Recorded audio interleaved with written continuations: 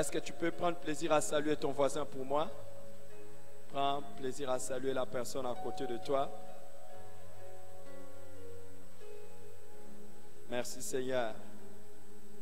La fois dernière, je me suis entretenu avec vous sur la prière de vœux et cet avant-midi, je voudrais m'entretenir avec vous sur une autre sorte de prière, la plaidoirie.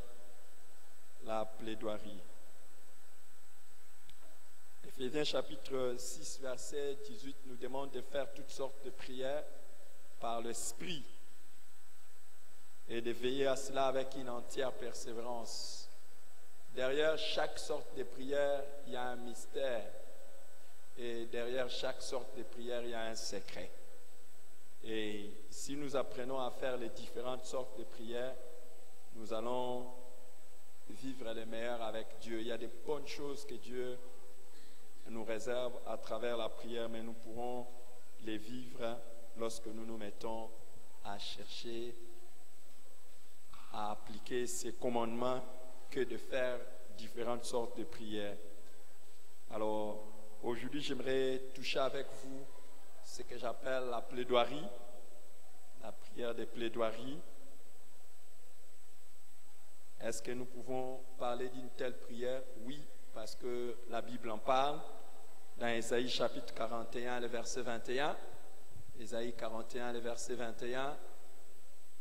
Puis nous lirons aussi dans Ésaïe 43, 25 à 26. Ésaïe 41, 21. Dans Ésaïe 41, 21, Dieu dit, « Venez, plaidez votre cause, dit l'Éternel, produisez vos moyens de défense, dit le roi de Jacob. » Ésaïe 43, 25 à 26.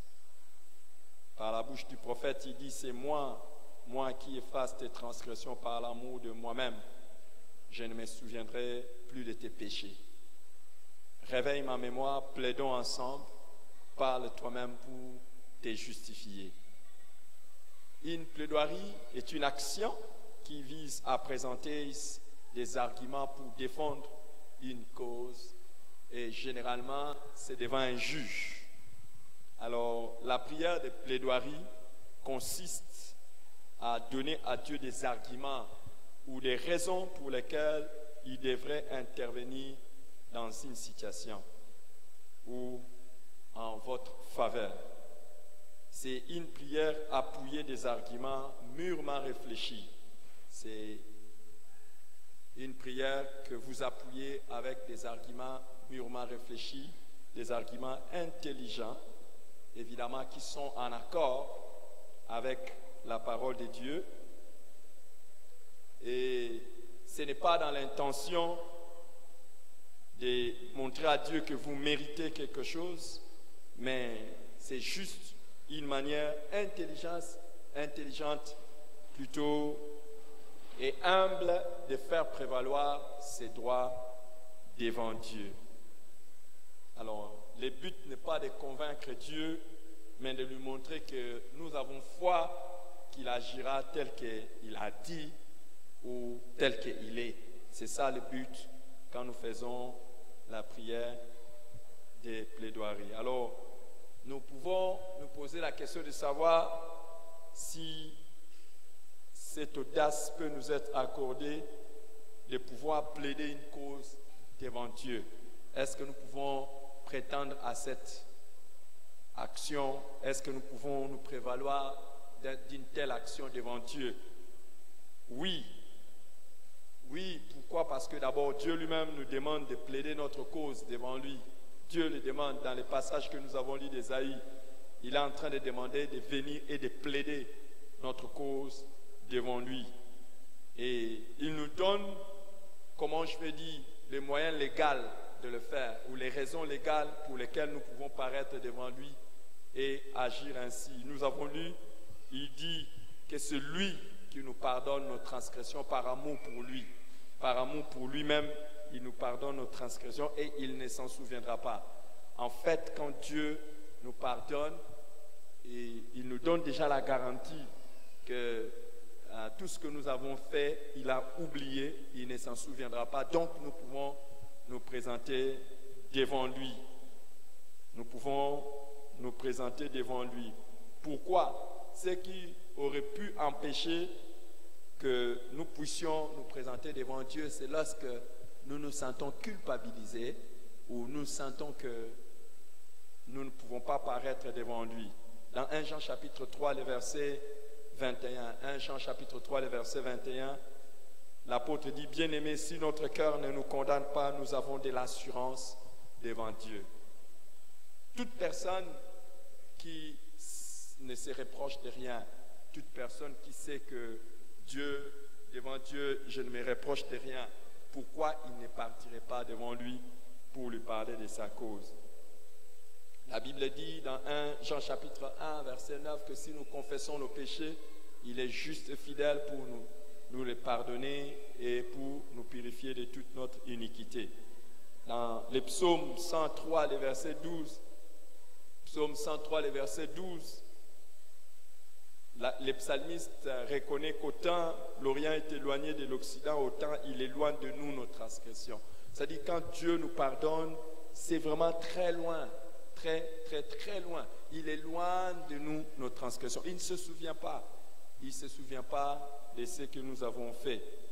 Alors, dans Hébreux chapitre 4, le verset 16, on nous dit que nous pouvons nous approcher du trône de grâce afin d'être secourus et de trouver grâce pour tous nos besoins. Donc, vous comprenez que nous pouvons nous approcher du trône de la grâce de Dieu pour être secourus et avoir une réponse favorable à tous nos besoins. Comment est-ce possible? Nous pouvons entrer dans la salle où Dieu se trouve avec son trône. C'est d'abord un trône de grâce. Mais comment nous pouvons y aller? C'est parce que nous sommes sans péché. C'est parce que Dieu nous lave.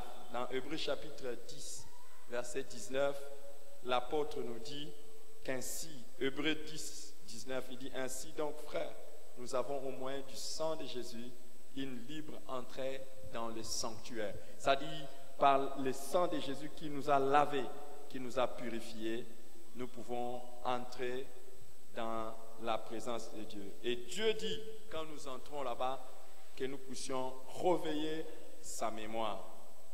Réveiller sa mémoire. Alors, réveiller la mémoire de Dieu ne veut pas dire que Dieu oublie. La seule chose qu'il a décidé dans sa souveraineté d'oublier, c'est le péché qu'il a pardonné. Tout péché que Dieu a pardonné, il oublie totalement. Totalement, il oublie cela. Mais à part le péché qu'il a pardonné, Dieu n'oublie rien. Dieu n'oublie rien. D'ailleurs, il y a même un verset qui dit clairement que Dieu n'est pas injuste pour oublier tout ce que nous faisons pour lui. Et je sais que chaque chose que tu fais pour Dieu, Dieu s'en souviendra.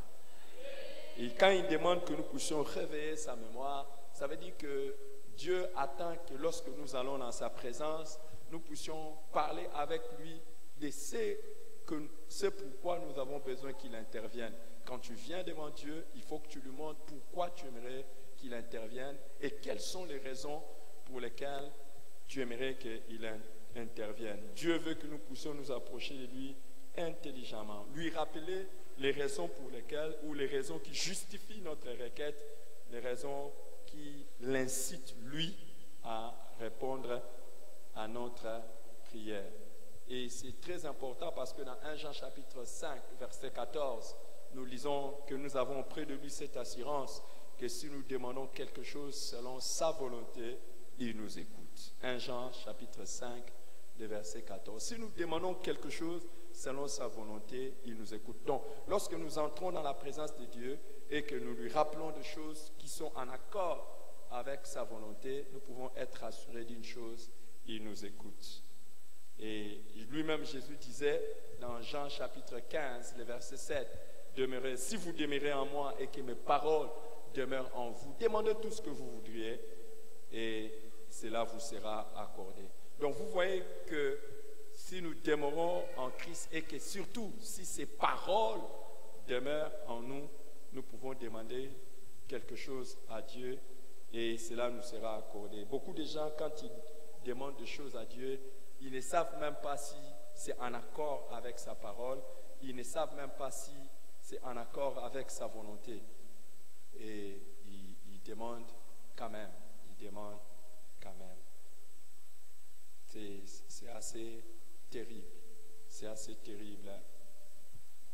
Il y a des gens, par exemple, quand ils sont à Jésus-Christ et qu'ils sont pris dans leurs sentiments, ils demandent à Dieu et ils présentent à Dieu un homme ou une femme qui n'est pas croyant, qui n'est pas chrétien. Mais la personne est païenne.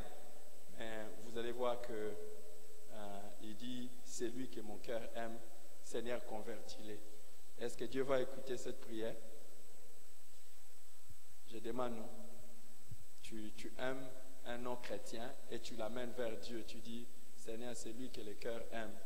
S'il te plaît, est-ce que tu ne peux pas faire en sorte que nous puissions nous marier? Seigneur, touche-les, qu'ils se convertissent. Ça, c'est une bonne prière, non?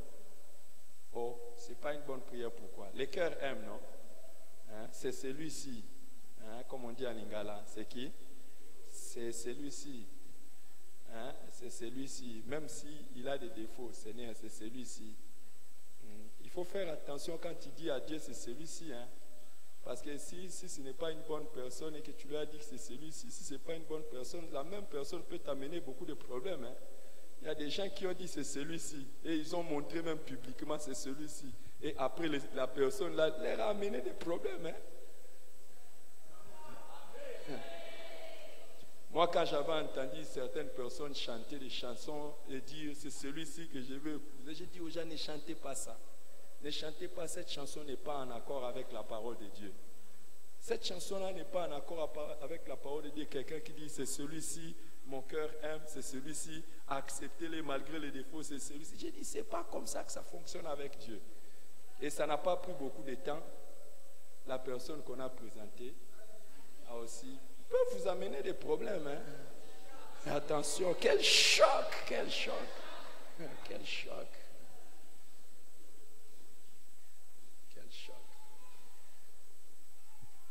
Alors, je vais vous dire, les amis, dans la vie, même quand vous faites des comédies, attention avec ce que vous faites comme comédie. Même quand vous faites des clips, attention avec ce que vous faites comme clip. Avec qui vous faites les clips, avec qui vous faites des comédies. La Bible dit, la vie et la mort sont au pouvoir de la langue. Quand tu es en train de déclarer quelque chose peut t'arriver. Tu présentes à tout le monde, c'est celui-ci. Et puis après.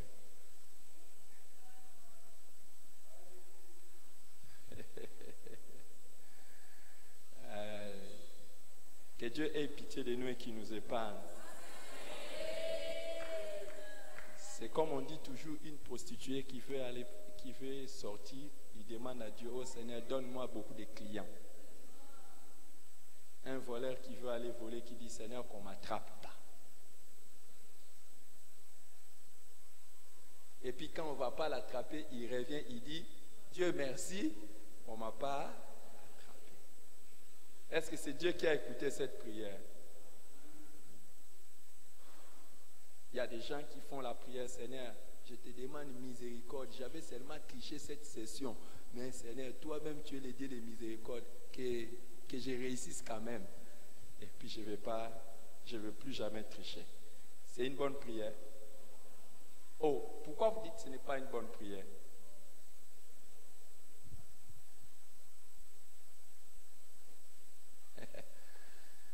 C'est terrible. Et c'est pour ça qu'on est étonné. Des fois, on demande des choses à Dieu et puis ça ne marche pas. On se demande, est-ce que ce sont des choses, quand on passe vraiment devant Dieu, est-ce que la prière peut avoir un sens? Quand on veut plaider une cause, on a un dossier, on a des arguments. Et chaque prière doit avoir un argument. Pourquoi Dieu va te donner ça? Pourquoi Dieu va te donner ça? Vous savez les amis, même quand tu veux prier, tu demandes à Dieu, je veux voyager. Pourquoi Dieu va te donner ce voyage? Pourquoi Dieu doit te donner ce voyage? Tu veux réussir dans les études, pourquoi Dieu va te donner la réussite dans les études? Tu veux avoir un bon travail, pourquoi Dieu te donnerait un bon travail? Tu veux réussir dans la vie, pourquoi Dieu te donnerait la réussite dans la vie? Quel est l'argument? veut plaider une cause, on ne part pas main vide. On doit avoir des arguments. Et si tu veux réussir dans le domaine de la prière, il faut que chaque prière que tu fais, que tu aies un argument. Quand j'étais, par exemple, ce matin, moi j'étais en train de prier pour le culte. J'ai demandé à Dieu, oh Seigneur, que les gens viennent nombreux au culte. Mais qu'est-ce qui me justifie que Dieu va écouter cette prière? Qu'est-ce qui justifie ça? Pourquoi les gens? Parce que seulement je dis que je veux que les gens viennent nombreux. Vous pensez que Dieu va agir comme ça parce que seulement je dis, Seigneur, je veux que les gens viennent nombreux? Quel argument je donne à Dieu? Et c'est ça la prière de plaidoirie. C'est une prière qui a l'argument qui l'accompagne. Et l'argument est très intelligent. C'est intelligent et c'est sage. Tu demandes à Dieu. Par exemple, ce matin, quand j'ai prié, je disais, Seigneur, que les gens viennent nombreux. C'est toi qui as dit que tu ne veux pas que ta maison soit vide. Tu veux que ta maison soit remplie. Tu as dit dans ta parole que tu veux que ta maison soit remplie. Alors pourquoi ça ne sera pas rempli? Je disais ça à Dieu. Je plaidais à cause de l'église de Dieu. Je disais à Dieu. Alléluia. Alléluia. Waouh, alléluia. Il y a des fois, il y a une fois, nous sommes allés avec mon épouse chez un ophtalmologue. Moi, je l'avais accompagnée parce qu'elle avait un peu de soucis. Il fallait qu'on change ses glaces, ses verres. Je l'ai accompagnée, mais à cette époque-là, j'avais beaucoup travaillé. Je travaillais beaucoup sur ordinateur et mes yeux étaient tout rouges. Mes yeux étaient tout rouges et il y avait même, en ce moment-là, une couche qui commençait à se former sur mes yeux. Alors, quand nous sommes allés pour ma femme, parce que c'était un rendez-vous régulier, nous sommes allés à l'hôpital. Et quand nous sommes arrivés chez l'ophtalmologue, c'était dans son cabinet, pas à l'hôpital. Alors, l'ophtalmologue là, a fait des histoires. Et je vais vous dire deux choses que ce type a fait ces jours-là et pour lesquels nous l'avons complètement défié. Le jour-là, l'ophtalmologue dit à ma femme, toute ta vie, tu vas porter des lunettes. Et que l'on ne te trompe pas dans des prières, qu'on ne te dise pas par des hommes de Dieu, des pasteurs, des charlatans, des pasteurs. J'étais là à côté. Qu'on ne te dise pas, oh non, tu es guéri. Les jours où tu laisses ça, tu vas avoir des problèmes. Donc voilà ta situation. Il a raconté des choses. J'étais là, j'étais calme. Je l'écoutais. Quel choc. Imagine qu'on parle de choses comme ça. Moi-même, je suis là. Moi-même, pas seulement qui accompagne son pasteur, mais je suis aussi pasteur, son mari. Alors, j'étais révolté au fond de moi-même. J'ai dit, cet incirconcis a osé défier les dieux des cieux. Et il a osé défier les dieux des cieux. Alors, j'ai dit, bon, ok. Il devait la consulter et il nous a donné rendez-vous, je crois, une semaine ou 2 semaines après. Nous sommes rentrés une semaine ou 2 semaines après. C'est lui-même, un professeur d'université. C'est lui-même qui regarde ma femme. Je ne sais pas s'il a oublié ou quoi. Nous étions toujours à côté. Nous étions à côté. Il dit, oh, c'est curieux, tes yeux sont comme les yeux d'un bébé. C'est comme les yeux d'un bébé. Bon, porte seulement ces lunettes comme tu veux, hein. Mais sinon, c'est vraiment... Il a complètement changé de diagnostic.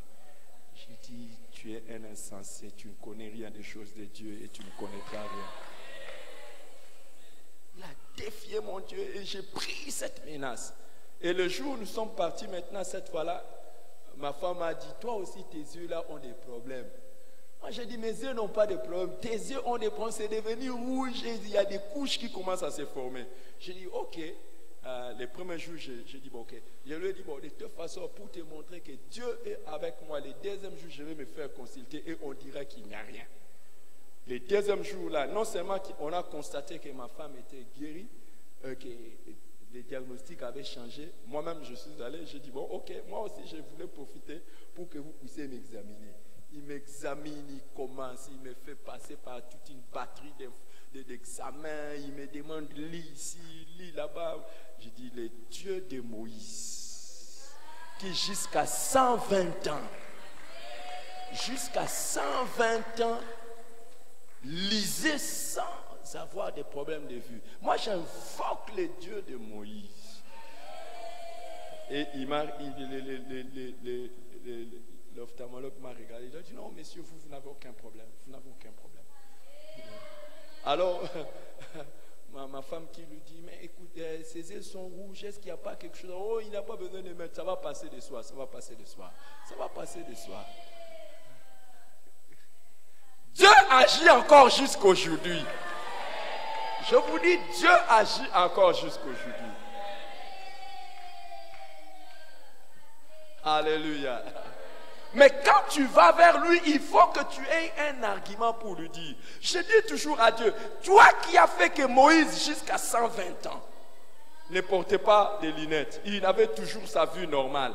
Et n'oubliez pas, Moïse c'était un écrivain, c'est lui qui a écrit les Pentateuques. Les 5 premiers livres de la Bible, c'est lui qui les a écrits. Et imagine, il les a écrits à l'époque où il n'y avait pas d'électricité. C'est qu'il utilisait les lampes traditionnelles. Et je vois Moïse en train d'écrire et il n'avait pas l'ordinateur. Imaginez pour écrire tous les livres de Genèse là, à la main comme ça là, et à son âge, à 80 ans. Moi je ne veux pas être comme ceux qui sont déjà à 16 ans, 17 ans, 18 ans, 30 ans, 40 ans, problème. Le Dieu de Moïse est capable de faire quelque chose. Est-ce que quelqu'un sait que Dieu n'a pas changé? Dieu n'a pas changé. Hier, j'étais en train de regarder dans la télévision parce que ce que tu vois, c'est ce que tu verras. Hier, j'étais en train de parler à la télévision. Je n'ai presque pas le temps de regarder la télé. Même les informations, je commence à regarder sur Internet. Je prends les chaînes de télévision que je connais, que je crois que je regarde seulement. Je n'ai pas le temps de m'asseoir devant la télé. Je n'ai pas le temps. Je n'ai pas le temps. Malheureusement, je n'ai pas le temps. Heureusement, je n'ai pas le temps. Je n'ai pas le temps. Alors, hier, j'étais aussi en train de regarder comment quelqu'un était en train de faire marcher les paralytiques. Je disais, ça c'est les mêmes dieux que je sais. C'est les mêmes dieux. Moi, je ne suis pas de la race de ceux-là. Vous savez, j'ai donné ce témoignage au premier culte. Les jours où je suivis un homme de Dieu qui a dit que ça fait 10 ans qu'il n'a même jamais eu de maux de tête. J'ai dit, ah, et moi donc? Ce n'est pas le même Dieu. À partir de ce moment-là, la maladie a commencé à me respecter. Et quelqu'un aussi, à partir d'aujourd'hui, la maladie commencera à le respecter. Tu n'as pas donné un bon amen. Tu n'as pas donné un bon amen. Tu n'as pas donné un bon amen. Dieu dit, venez et plaidons. Venez et plaidons. Comment on vient plaider devant Dieu? Premièrement, on vient plaider en rappelant à Dieu sa parole. Il faut rappeler à Dieu sa parole. Il a dit, et dans Psaume 89, le verset 35, il a dit, je ne violerai point mon alliance et je ne changerai point ce qui est sorti de ma bouche. Dieu a dit. Et quand Dieu dit, les amis, quand Dieu a dit, sachez que il ne pourra pas violer son alliance. Il va le faire. Il va le faire. Et si nous pouvons prendre, comme on dit, prendre Dieu au mot, ça sera intéressant. Et la prière de plaidoirie, c'est la prière selon laquelle, quand on vient devant Dieu, on dit, n'est-ce pas toi qui as dit? N'est-ce pas toi qui as dit? C'est la prière où on veut prendre Dieu au mot. On veut mettre Dieu KO parce que tu as dit, tu vas faire, donc tu vas faire. Que papa ait pitié de moi quand je dis que je veux le mettre KO. C'est lui qui me met toujours KO. Mais c'est la prière. C'est mon papa, je lui parle comme ça. C'est mon papa. Dieu est mon papa. Le premier séminaire que j'ai tenu quand j'avais implanté cette église en 2000, c'était Dieu est mon papa. En 2000. Tu étais où? Dis à ton voisin, j'étais quelque part. Il y en a beaucoup qui étaient peut-être en train. Il y en a beaucoup qui étaient peut-être en train de téter, d'autres étaient en train de rêver, d'autres n'existaient même pas. Et d'autres étaient déjà aussi vieux que moi. Vous voyez, c'est un peu prendre Dieu au mot. Regardons dans Actes des Apôtres, chapitre 4. Et j'ai pris que cette parole aujourd'hui s'accomplisse. Waouh! Dans Actes des Apôtres, après que, vous savez, après que Pierre et Jean aient fait marcher un paralytique, ils ont fait marcher un paralytique, alors on les a arrêtés, on les a menacés et on leur a demandé de ne plus prêcher au nom de Jésus-Christ. On nous dit à partir du verset 23, Actes des Apôtres, chapitre 4, à partir du 23. Après avoir été relâchés, ils allèrent vers les leurs et racontèrent tout ce que les principaux sacrificateurs et les anciens leur avaient dit. Lorsqu'ils eurent entendu, ils levèrent à Dieu la voix tous ensemble et dirent: Seigneur, toi qui as fait les ciels et la terre, la mer et tout ce qui se trouve. Et c'est toi qui as dit par le Saint-Esprit. Je voudrais m'arrêter là et vous donner un conseil. Est-ce que vous savez que la bonne manière de commencer la prière, c'est toujours de commencer la prière par la louange, hein? Il y a une très bonne manière de commencer la prière. Commence d'abord par dire merci à Dieu. Ok? Et la deuxième de choses, on entre dans les portes avec les actions de grâce. La deuxième de manière de faire la prière, commence par louer Dieu. Regardez ce que les apôtres sont en train de faire. Ils disent: toi qui as fait les ciels et la terre. L'avantage de placer la louange au début de la prière, c'est que la louange te rappelle la grandeur de Dieu. Au fait, chaque fois que tu es en train de louer Dieu, tu es en train de te rendre compte que c'est un Dieu grand. Toi qui as fait les ciels et la terre. Tu vois, par exemple, avant de prier pour ta guérison, si tu commences à prier et à rappeler à Dieu que c'est lui qui a fait les ciels et la terre, ton corps est constitué de quoi? De terre. Donc, Dieu connaît, il connaît même, donc il connaît même. Je vais prendre 2 garçons et je vais vous montrer que Dieu les dépasse en intelligence. Toi et toi, venez vous deux. Venez vous deux. Et regardez l'assemblée. Regardez l'assemblée. Touchez là où se trouve votre pancréas. De quel côté se trouve votre pancréas? Pancréas. Là où se trouve votre pancréas. Votre pancréas. Non. Est-ce que c'est là que se trouve le pancréas? Non. Montez là où se trouve votre intestin grêle. Non, montez un peu là où se trouve. Bon, ok, d'accord. Là où se trouve votre foie. Non, pas comme ça. Montrez exactement. Mais quand tu as un problème de santé, commence d'abord par bénir le Créateur du ciel et de la terre. Quand tu le bénis, tu es déjà en train de lui rappeler qu'il connaît même la localisation de là où il y a un problème. Est-ce que tu comprends ça? Vous voyez que Dieu vous dépasse, hein? Dieu vous dépasse, il connaît bien l'anatomie. Loue les Seigneurs. Les apôtres commencent par dire: toi qui as créé le ciel et la terre.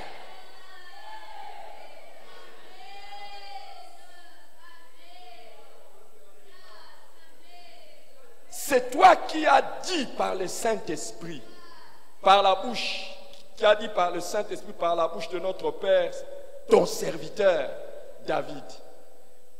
Pourquoi ce tumulte parmi les nations et ces vaines pensées parmi les peuples? Les rois de la terre se sont ligués, les rois de la terre se sont soulevés et les princes se sont ligués contre le Seigneur et contre son oint.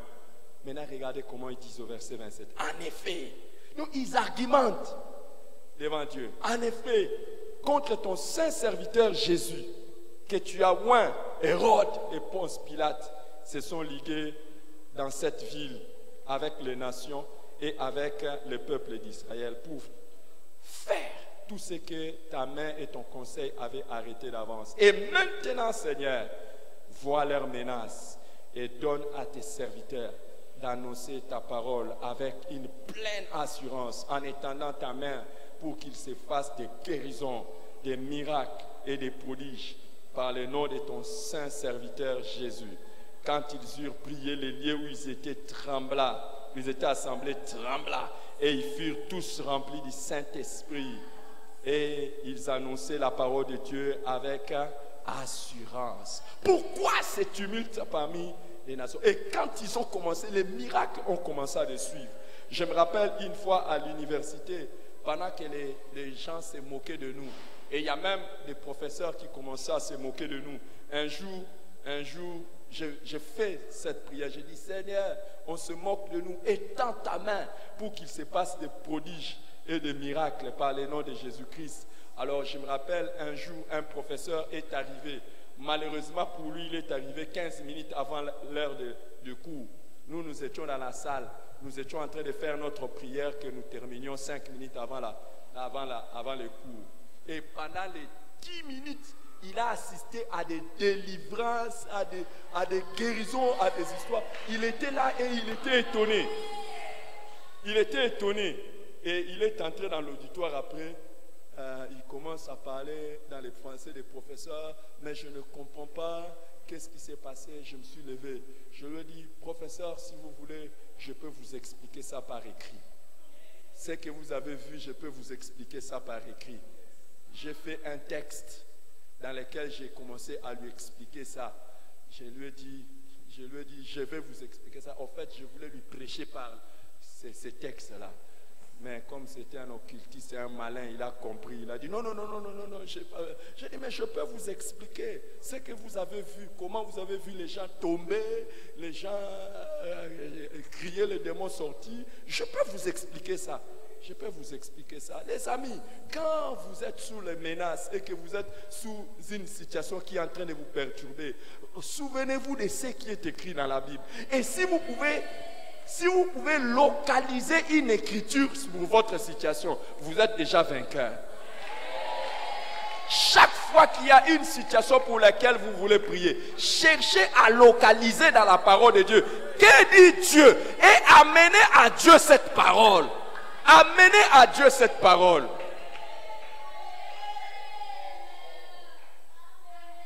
J'ai toujours dit à Dieu, heureusement, il n'avait pas fait de moi un politicien. S'il avait fait de moi un politicien, la seule chose qui allait me contenter, c'est être président de la République. Pourquoi? Il y a une écriture où il a dit, vous serrez la tête. Donc pour moi, en politique, la tête, c'est quoi? C'est toujours numéro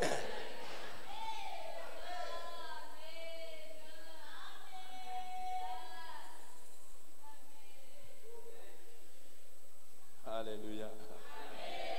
Qu'est-ce que Dieu a dit? Ils ont trouvé ce que Dieu avait dit par la bouche de David. Pourquoi ce tumulte parmi les nations? Pourquoi les rois se lèvent, se liguent-elles contre son roi? Et ils ont dit, maintenant, voilà leur menace. L'intelligence des hommes de prière, c'est l'intelligence de la parole de Dieu. Quand vous voulez aller vers Dieu, allez avec une parole. Allez avec une parole. Voici les miracles qui accompagneront ceux qui auront cru en mon nom. Ils feront quoi? Ils chasseront les démons.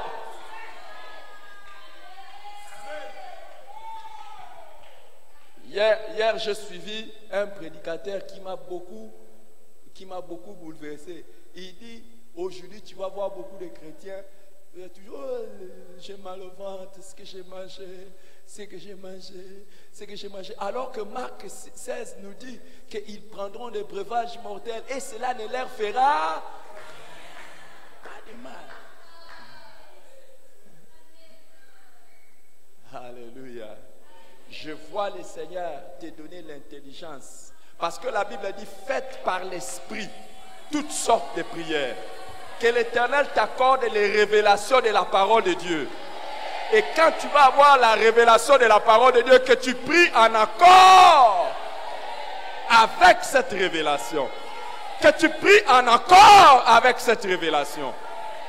Que tu pries en accord avec cette révélation. Que tu pries en accord avec cette révélation. Que tu pries en accord avec cette révélation. Tu as dit que tu ordonnes que nous soyons puissants. Ton Dieu ordonne que tu sois. Je ne peux pas accepter, Seigneur, que je paraisse devant ce peuple faiblard. Toi, tu m'as donné l'ordre d'être puissant. Il n'y a personne devant qui je paraîtrai faible. Dieu m'a ordonné d'être puissant. Quand je me sens faible, je pars vers Dieu. Tu as dit dans ta parole que c'est un ordre que je sois. Je ne passerai pas devant ces professeurs. Je ne passerai pas devant ces directeurs. Je ne passerai pas devant cette foule. Je ne passerai pas. Je ne passerai pas pour diriger. Je ne passerai pas à tenir ce micro comme étant faiblard. Mon Dieu a ordonné que je sois.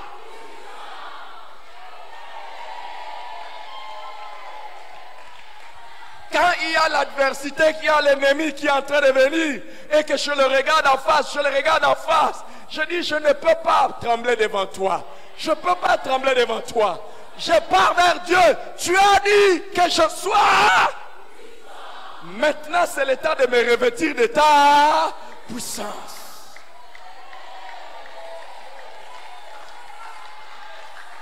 Et je vois le Seigneur revêtir une personne de puissance ce matin.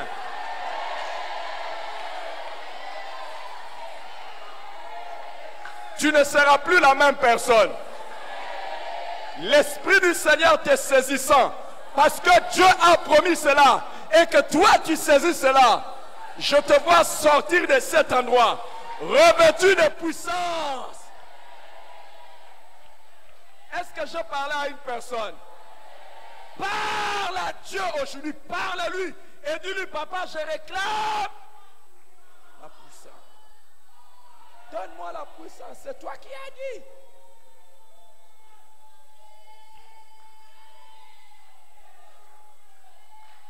Et je voudrais dire à un chrétien qui m'écoute, ne joue pas avec l'histoire de la puissance. Dieu n'a pas dit, je te suggère d'être puissant. Il a dit, je t'ordonne d'être puissant. Si tu n'es pas puissant, il y a des gens qui vont te faire plier. Mais pour toi, jamais, jamais, jamais, jamais, jamais, jamais.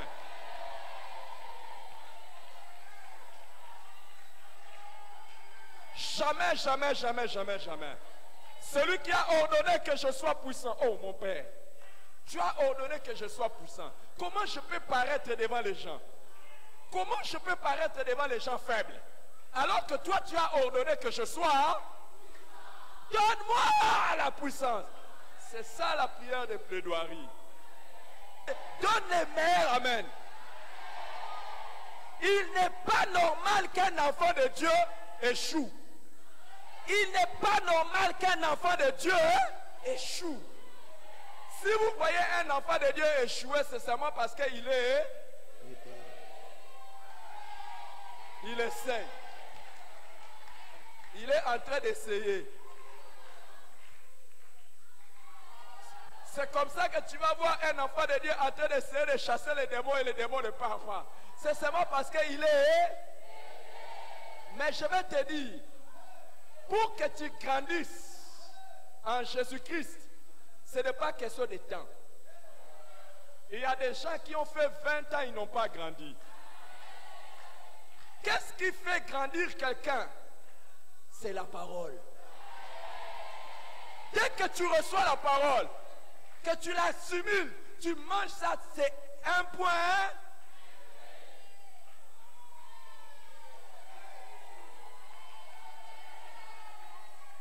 Je vais le dire en anglais. Je vais le dire en anglais et je vais le dire en français. Avec la parole de Dieu, what you discover is what you recover. Avec la parole de Dieu, ce que tu découvres, c'est ce que tu recouvres.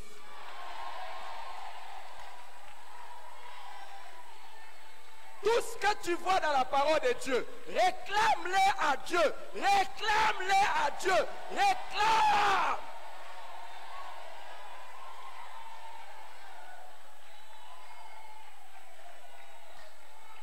Dieu dit, venez et plaidons ensemble. amène-lui quoi? Sa parole. Les apôtres ont dit, toi, tu as dit par la bouche de ton serviteur, ton saint serviteur David. Pourquoi c'est? Amène à Dieu sa parole et rappelle-lui sa parole.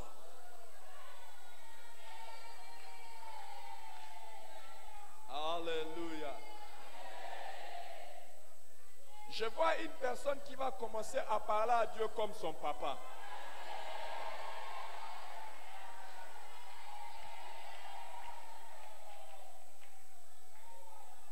Il est écrit que ce livre de la loi ne s'éloigne point de ta bouche. Médite les jours et nuits pour agir fidèlement selon tout ce qui est écrit. C'est alors que tu réussiras. Tout. C'est tout ce qu'on dit. C'est alors que... Non. Lisez ça bien. Que ce livre de la loi ne s'éloigne point de ta bouche. Médite les jours et nuits pour agir fidèlement selon tout ce qui est écrit. C'est alors que... Tu réussiras dans quoi? Tu auras du succès dans quoi? Hein? Tu auras du succès dans quoi? Il est impossible que Dieu mente.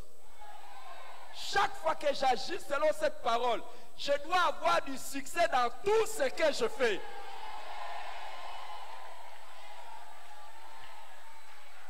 C'est pour cette raison, quand je prie, je dis à Dieu que l'échec ne peut pas être de mon côté. Je ne peux jamais échouer. Je dis, je ne peux jamais échouer. Mon nom ne peut pas se trouver dans la liste de ceux qui ont échoué, dans la liste de ceux qui échouent, dans la liste de ceux qui ont raté la vie. Je vois le Seigneur à partir d'aujourd'hui faire de ta vie une fleur et faire de ta vie une publicité. Tu n'as pas donné le meilleur amen.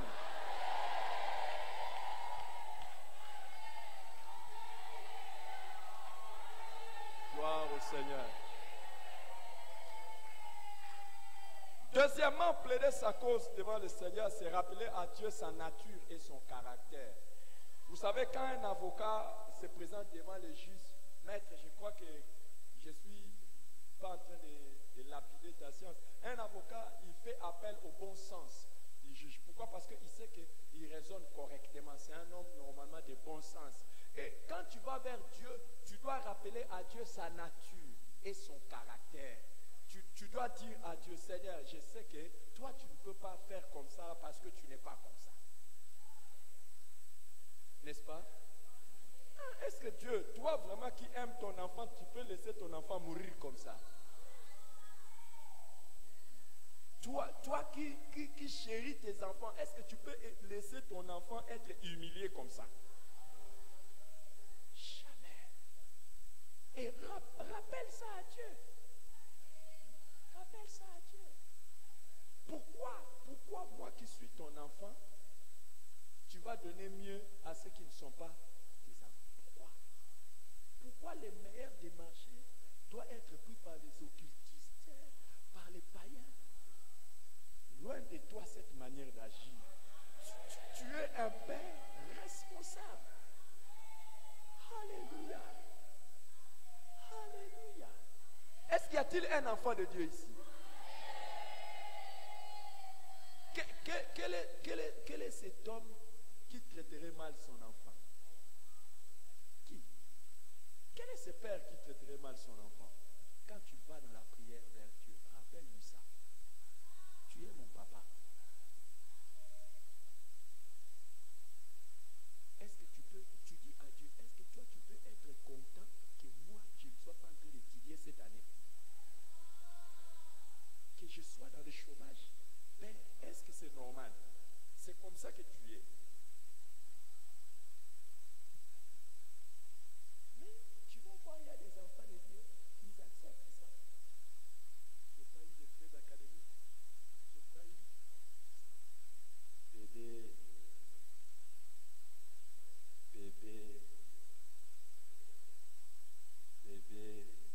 Il y a du lait dans la maison de papa. Mais tu es en train de pleurer. Du lait. Bébé.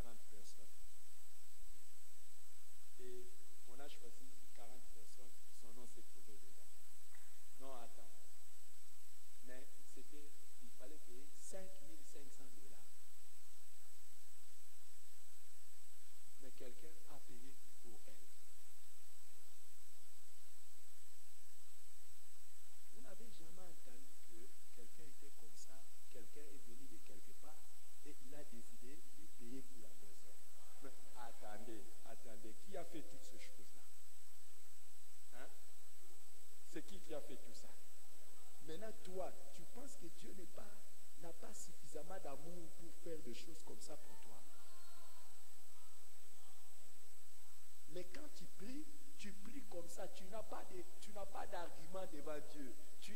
Ton dossier est vide. Manque d'arguments. C'est vide.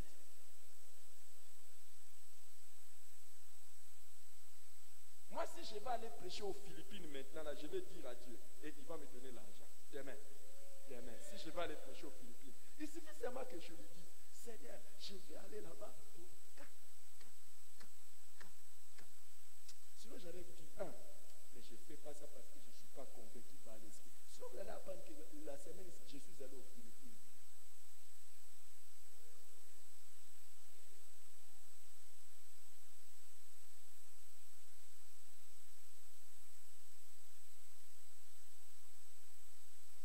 Je vais dire par l'esprit quelque chose. Soyez plus qu'attentifs et saisissez ça. Je crois qu'il y a une personne qui va recevoir le mystère de sa vie. Le jour où tu deviens enfant de Dieu, sache ceci. Sachez ceci. Que aucune porte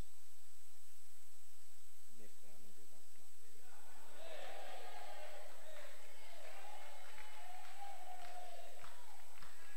Si tu vois une porte devant toi qui a l'apparence d'être fermée, sache que ce n'est pas verrouillé. Bouge. Juste pousse.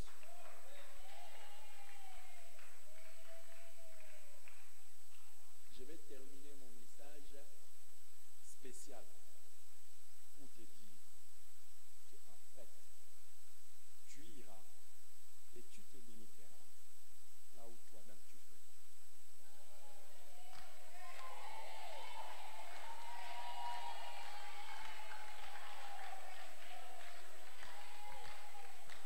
Dieu a déjà frayé les chemins. Dieu a déjà frayé les chemins. Dieu a déjà